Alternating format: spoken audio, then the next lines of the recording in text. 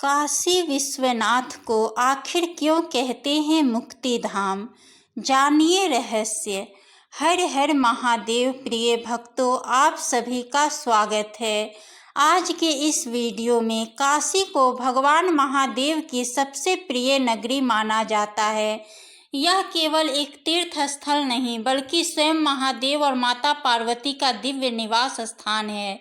प्रिय दोस्तों, क्या आप जानते हैं काशी विश्वनाथ ज्योतिर्लिंग सिर्फ एक मंदिर नहीं बल्कि एक ऐसा आध्यात्मिक रहस्य है जिसे समझना हर किसी की बस की बात नहीं।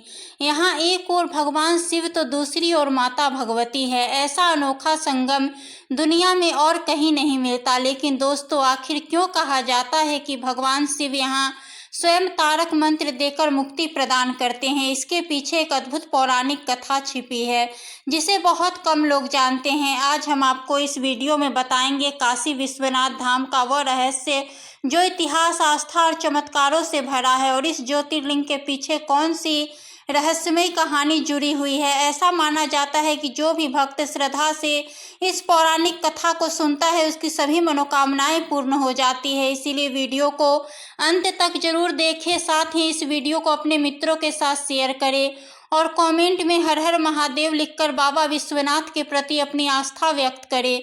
भक्तों, पौराणिक कथाओं के अनुसार काशी विश्वनाथ ज्योतिर्लिंग की स्थापना के पीछे एक गूढ़ रहस्य छुपा है। कहा जाता है कि जब भगवान शिव, भोलेनाथ और माता सती का विवाह संपन्न हुआ, इसके बाद एक दिन दोनों गगन विहार के लिए निकले। जब भगवान शिव और माता सती गगन विहार कर रहे थे तभी माँ सती ने भगवान से इच्छा व्यक्त की। माता बोली, स्वामी, मैं चाहती हूँ कि आप ऐसा दिव्य स्थान बनाएं जो ब्रह्मा जी की सृष्टि से अलग, चमत्कारी और अलौकिक हो, जहाँ हम दोनों एकांत में रह सके। माता सती की इस इच्छा को पूर्ण करने के लिए भगवान शिव ने अपने अद्भुत शक्ति से ब्रह्मांड से परे आकाश में 5 कोस लंबा चौड़ा एक आनंद कानन यानी आनंद वन निर्मित किया। यह स्थान इतना दिव्य और चमत्कारी था कि इसकी तुलना स्वर्ग से भी नहीं की जा सकती।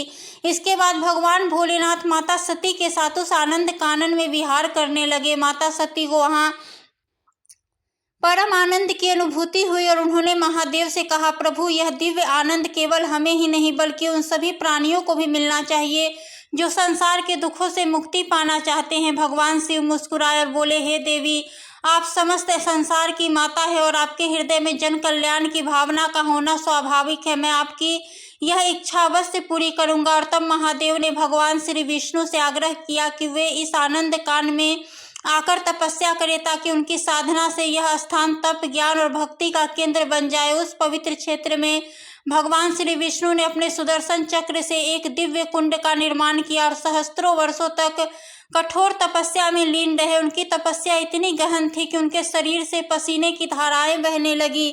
जैसे जैसे उनकी साधना और प्रबल होती गई, उनका पसीना जल में परिवर्तित होकर सुदर्शन चक्र से निर्मित कुंड में एकत्रित होने लगा। भगवान विष्णु की इस तपस्या से वह आनंद कान और भी पवित्र एवं पुण्य भूमि बन गया। वही इस स्थान पर ज्ञान, भक्ति और मोक्ष की स्थापना हुई। भगवान श्री विष्णु की कठोर तपस्या के प्रभाव से उनके शरीर से पसीने की जलधाराएं प्रवाहित होने लगी। यह पवित्र जल धीरे धीरे इतना बढ़ गया कि संपूर्ण आनंद कानन और आकाश तक जल से व्याप्त हो गया। जब भगवान शिव जी ने यह दृश्य देखा तो उन्होंने पंचकोशी क्षेत्र को अपने त्रिशूल पर धारण कर लिया। जब भगवान विष्णु की तपस्या पूर्ण हुई तो वे भाव विभोर होकर सिर हिलाते हैं और उसी क्षण उनके कर्ण फूल यानी कान की मणि उस दिव्य कुंड में गिर जाता है। यही पवित्र कुंड आगे चलकर मणिकर्णिका कुंड के नाम से प्रसिद्ध हुआ, जो आज भी काशी में स्थित है। इसके पश्चात भगवान महादेव ने माता सती की इच्छा के अनुसार पंचकोशी क्षेत्र को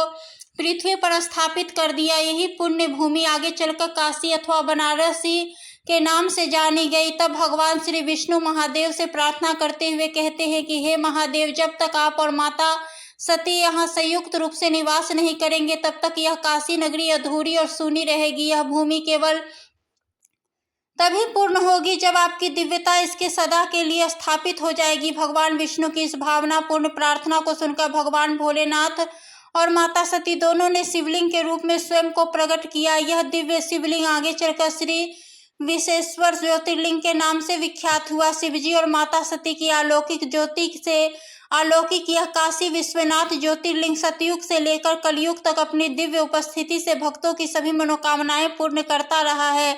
तो भक्तों, यह थी काशी विश्वनाथ ज्योतिर्लिंग की स्थापना से जुड़ी अद्भुत पौराणिक कथा, जिसने हमें बताया कि कैसे यह दिव्य स्थल स्वयं भगवान शिव और माता सती की कृपा से अस्तित्व में आया। लेकिन भक्तों, क्या आप जानते हैं कि काशी विश्वनाथ मंदिर से जुड़े ऐसे कई रोचक तथ्य भी हैं जो इसे और भी खास बनाते हैं। आइए अब हम उन रहस्यमय और रोमांचक तथ्यों के बारे में बात करते हैं जो इस पवित्र धाम को दुनिया के सबसे अनोखे तीर्थों में शामिल करते हैं। दोस्तों, पुराणों में वर्णन मिलता है कि प्रलय काल में भी काशी का कभी लोप नहीं होता। जब संपूर्ण सृष्टि नष्ट हो जाती है तब भगवान स्वयं इस पवित्र नगरी को अपने त्रिशूल पर धारण कर लेते हैं और सृष्टि के पुनः आरंभ होने पर इसे पृथ्वी पर पुनः स्थापित कर देते हैं।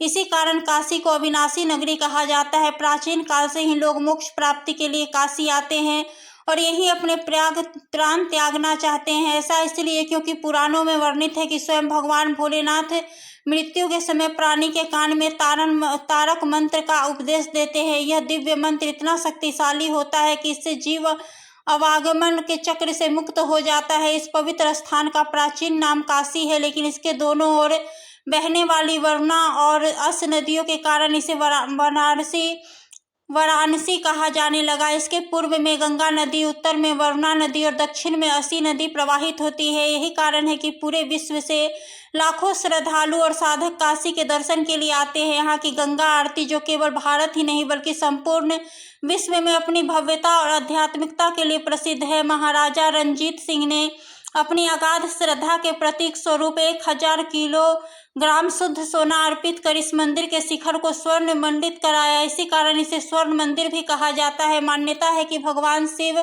हर वर्ष कुछ समय के लिए कैलाश पर्वत छोड़कर काशी में निवास करने आते हैं। एक प्राचीन कथा के अनुसार जब शनिदेव भगवान भोलेनाथ के दर्शन के लिए काशी पहुंचे तो उन्हें शिव के साक्षात दर्शन नहीं हुए। इस कारण वे 7 वर्षों तक मंदिर के बाहर खड़े रहकर उनकी प्रतीक्षा करते रहे। उनकी इस प्रतीक्षा करने के कारण काशी विश्वनाथ मंदिर के बाहर एक प्राचीन शनि मंदिर भी स्थित है। मंदिर के निकट ही स्थित है ज्ञानवापी कुआं, जो अपने दिव्य जल के लिए प्रसिद्ध है। मान्यता है कि स्वयं भगवान महादेव ने अपने त्रिशूल से इस कुएं का निर्माण किया था। ऐसा कहा जाता है कि इस पवित्र जल का सेवन करने से व्यक्ति को ज्ञान, भक्ति और मोक्ष की प्राप्ति होती है। काशी में कुल 84 पवित्र घाट है जो लगभग 4 मील लंबे गंगा तट पर स्थित है। मान्यता है कि स्वयं ब्रह्मा जी ने इस स्थान पर 10 अश्वमेध यज्ञ किए थे, जिसके कारण इसका नाम दशाश्वमेध घाट पड़ा। यही वह स्थान है जहां प्रतिदिन विश्व प्रसिद्ध गंगा आरती का भव्य आयोजन किया जाता है, जिसे देखने के लिए देश विदेश से हजारों श्रद्धालु आते हैं।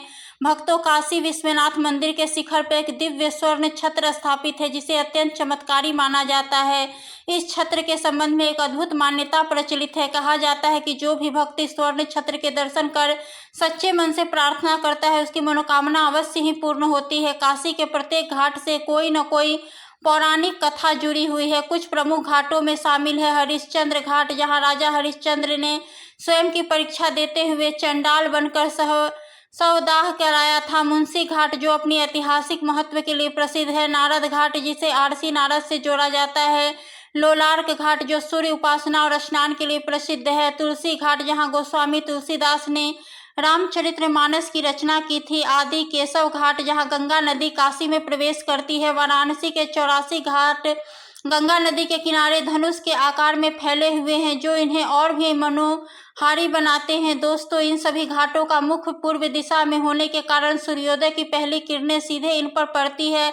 मत्स्य पुराण के अनुसार इन घाटों में से 5 प्रमुख घाटों को पंच तीर्थ कहा जाता है। काशी विश्वनाथ मंदिर के समीप ही स्थित है माता के 51 शक्तिपीठों में से एक माता विशालाक्षी शक्तिपीठ, जो सभी भक्तों की मनोकामना पूर्ण करने वाला शक्ति स्थल माना जाता है। पौराणिक कथाओं के अनुसार जब भगवान शिव माता सती के पार्थिव शरीर को लेकर पूर्व ब्रह्मांड में विचरण कर रहे थे, तब माता सती के दाहिने कान के मणिचर्नित कुंडल इसी स्थान पर गिरे थे। इसी कारण यह स्थान विशालाक्षी शक्तिपीठ के रूप में प्रसिद्ध हुआ। काशी में स्थित पंचकोसी परिक्रमा अत्यंत पवित्र मानी जाती है और कहा जाता है कि इसे करने से सभी मनोरथ पूर्ण होते हैं। त्रेता युग में भगवान श्री राम ने माता सीता और अपने तीनों भाइयों के साथ यहाँ पंचकोसी परिक्रमा की थी। और द्वापर युग में जब पांडवों को अपनी कर्मों की प्रायश्चित करना था तब उन्होंने द्रौपदी सहित पंचकोसी परिक्रमा की थी। मित्रों, वीडियो पसंद आया हो तो इसे लाइक करें, कमेंट सेक्शन में हर हर महादेव लिखकर बाबा विश्वनाथ की महिमा का गुणगान करें। ऐसी ही वीडियो के लिए हमारे चैनल को सब्सक्राइब करें। धन्यवाद।